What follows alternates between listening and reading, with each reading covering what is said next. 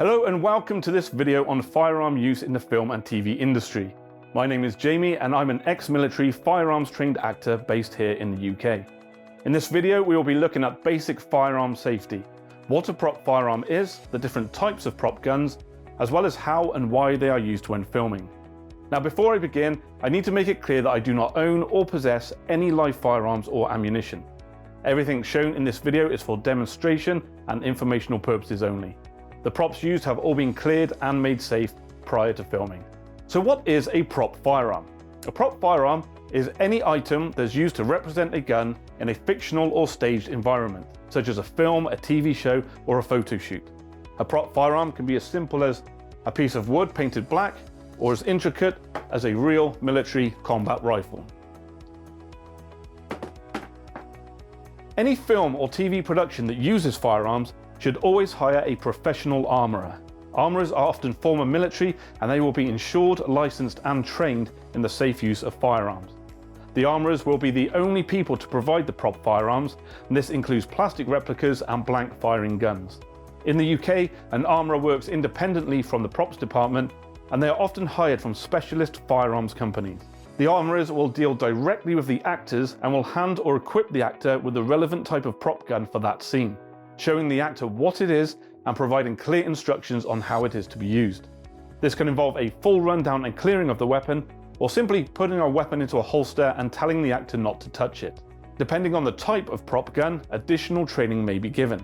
For this reason, when blank ammunition is to be used in real or modified firearms, many productions will employ ex-military personnel as supporting actors and background artists. So before we move on to the different types of prop firearms used, we need to talk about the personal safety aspects of using firearms for film and TV that everyone who touches a firearm on set should be clear on.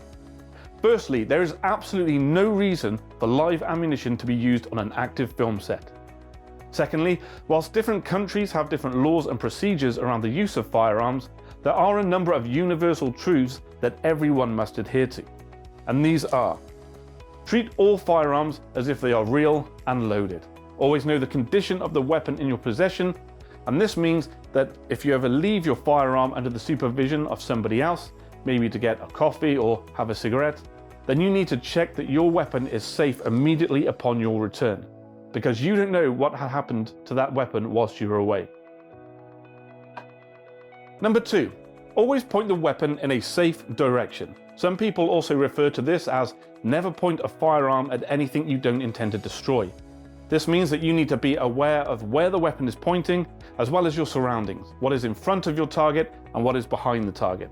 For example, if I point the weapon in this direction, I need to be aware of anybody who might cross from the sides, as well as anything popping up in front, and of course anything behind my target, such as windows, doors, or other people. Number 3, keep your finger off the trigger until you are ready to shoot, unless you are required to do so for the scene.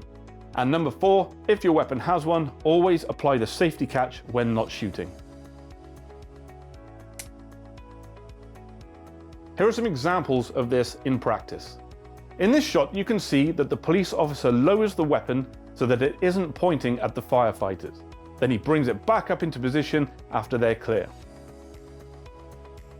In the second shot, you can see how the finger is removed immediately from the trigger after the shot has been fired.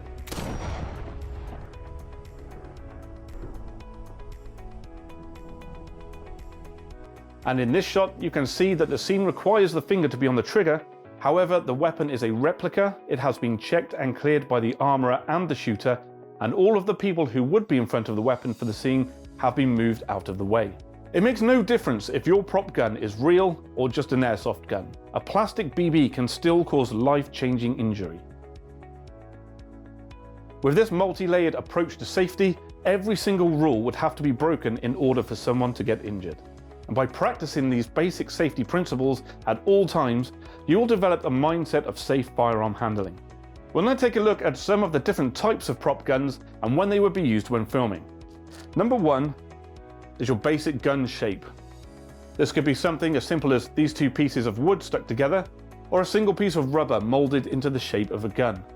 These are commonly used in the background of shots or for things like weapon stockpiles, where no one is really focusing their attention.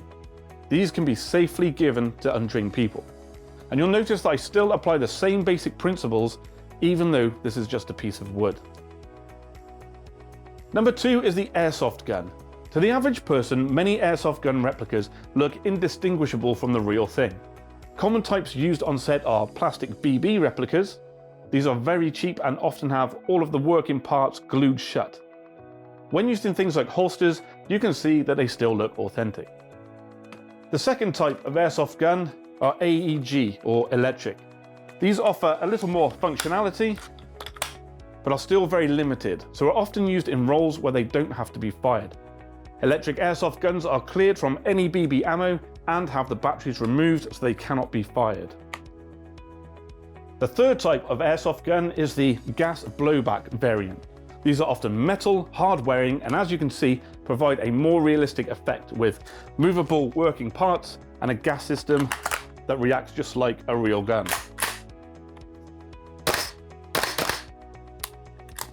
Before we continue, it's important to understand the difference between live ammunition and blank ammunition. A live round is composed of a primer at the bottom, the explosive inside the casing, and a bullet at the end that fires down the barrel of the gun, and this is the part that kills people. A blank round has the same casing and primer, however it has a weaker explosion and no bullet on the end, with the tip either being crimped or replaced with a soft plastic. This means that nothing goes down the barrel of the gun apart from the gases from the explosion. Blank rounds give you the bang without putting people in danger. You might also see dummy rounds. These are completely fake rounds of ammunition made from a material and painted to look like the real thing. You'll find dummy rounds used when the audience needs to see the ammunition, like loading a gun or having rounds on the table, but where the blank rounds would clearly stand out as being fake.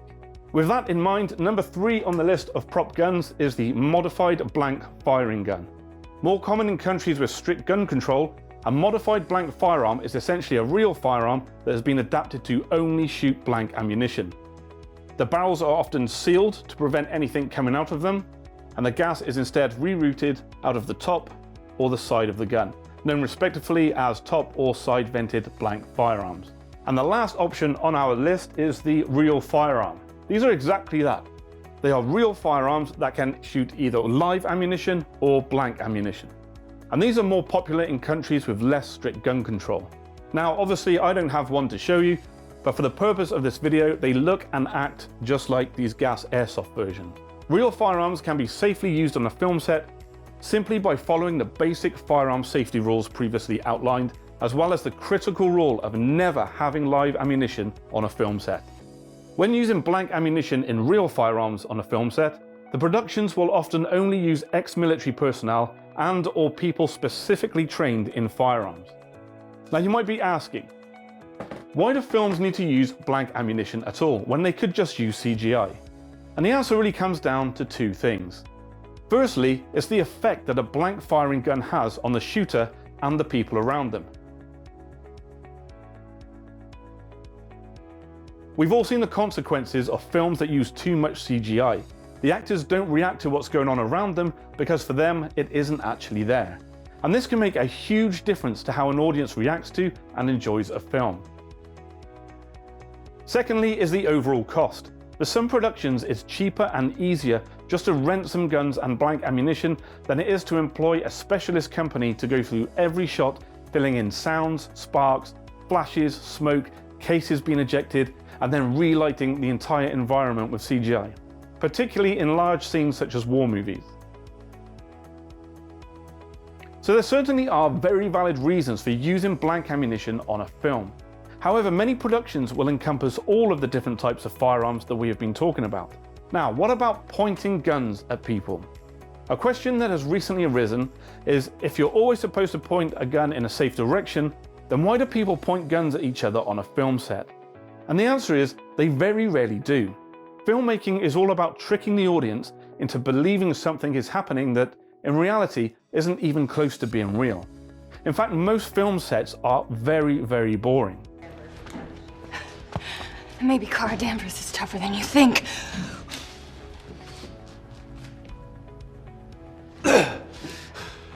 We're not gonna win this today.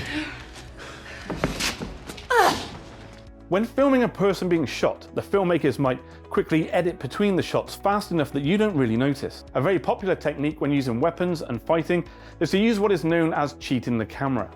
This is where the camera operator uses a certain angle to make it look like people are closer than they really are. If a shot calls for someone to fire directly into the camera operator can move away, a safety screen can be put up, and of course the firearms would be checked and replaced with the safest option. If an actor has to point at another actor or themselves, and the filmmakers can't cheat the angle, then the prop gun would be replaced with a safer prop gun, and other safety measures would be taken. Remember, filmmakers don't just have to use one type of prop firearm for the whole movie. And something like this glued together plastic replica is perfectly safe when handled responsibly. Now before I finish, let's break down some examples of how firearms are used in film and TV. In this shot, there is no reason to use or fire a gun, so all of the firearms you see in this scene are plastic electric airsoft guns with the BBs and the batteries removed. In this behind the scenes video for Transformers 5, you can see how difficult and time consuming it would be to add everything as CGI, and how the absence of the explosions would not have the same effect for the soldiers. In this scene, real guns are used with standard 5.56 blank ammunition, and every person with a firearm was chosen specifically because they were either professionally trained or ex-military. And if we break down this scene, the actors are tangled in a struggle, making even the use of blanks a risk. So in this case, the sound of the first shot is actually from the armourer standing out of view, giving both actors a cue. The camera then moves to cheat the angle, and the second shot is a blank round fired from a top-vented handgun. Even though nothing can come out of the front of the weapon, the gun is actually aimed at the sand between the actor's legs, and the actor has additional groin protection for their own peace of mind. The gases that you can see coming from the front have been added as CGI. In this instance, using blank ammunition gives the actor being shot a cue to react, as well as providing a realistic reaction from the boy at the right moment. So I hope that this video has given you an insight into how firearms are used for film and TV production, and shown that even though what you see in the final product can look dangerous and intimidating, firearms are extremely safe when used correctly and the proper universal safety principles are followed. Furthermore, always employing a licensed armourer and a professionally trained team of actors can really add a feeling of realism and professionalism to your productions. If you take just one thing away from this video, remember that the job of filmmakers is to trick the audience into thinking that something that is fake is real. I thank you for taking the time to watch this video, and I hope next time you see a gun on screen, you'll be able to look for these safety principles and try to work out how they made it seem real by only using props.